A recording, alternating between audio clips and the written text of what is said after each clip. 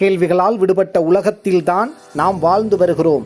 ஒருவர் தலை மீது ஆப்பிள் விழுந்த போது அவருக்குள் எழுந்த கேள்விதான் புவியீர்ப்பு விசை கண்டுபிடிக்க காரணமாயிற்று. அதுபோலவே குழந்தை ஆரிஃப் 2 வயது முதலே தான் பார்க்கும் அனைத்தை பற்றியும் வித்தியாசமான கோணத்தில் கேள்வி கேட்க தொடங்கினார்.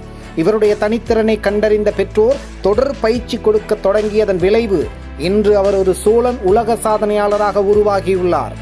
மேலும் சோழன் உலக சாதனை படைத்த குழந்தை ஆரிஃபை அழைத்து வாழ்த்தி பாராட்டி பரிசளித்துள்ளார் கிழக்கு மாகாண ஆளுநர் கௌரவ பேராசிரியர் திரு ஜெயந்தலால் ரத்னசேகர மற்றும் பாராட்டி தனது வாழ்த்தை தெரிவித்துள்ளார் திருகோணமலை மாவட்ட காவல்துறை துணைத் தலைவர் டிஐஜி திரு ஏடிஜி வீரசேகர.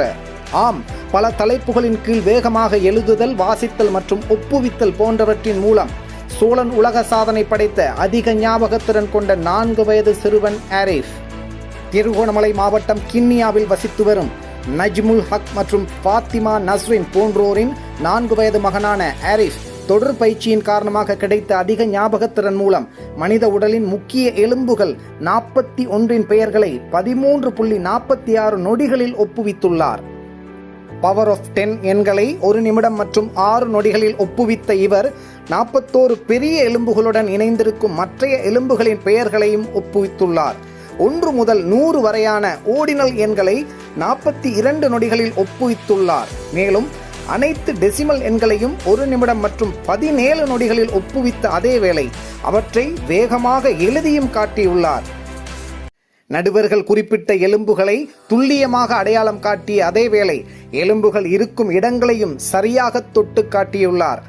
40 வரையான பிக் நம்பர்ஸ்களை 4 நிமிடங்கள் மற்றும் 30 நொடிகளில் வாசித்த இச்சிறுவன் அனைத்து ஃப்ராக்ஷன் எண்களையும் எழுதிய அதே வேளை சரளமாக வாசிக்கவும் செய்துள்ளார். டெசிமல்களை ஃப்ராக்ஷன்களாக மாற்றிய அதே வேளை ஃப்ராக்ஷன்களை டெசிமல்களாகவும் மாற்றியுள்ளார். சோழன் உலக சாதனை புத்தக நிறுவனத்துடன் இணைந்து பீப்புள் ஹெல்பிங் பீப்புள் ஃபவுண்டேஷன் நடத்திய இந்த நிகழ்வு கிண்ணியா மத்திய கல்லூரியில் நடைபெற்றது என்பது குறிப்பிடத்தக்கதாகும்.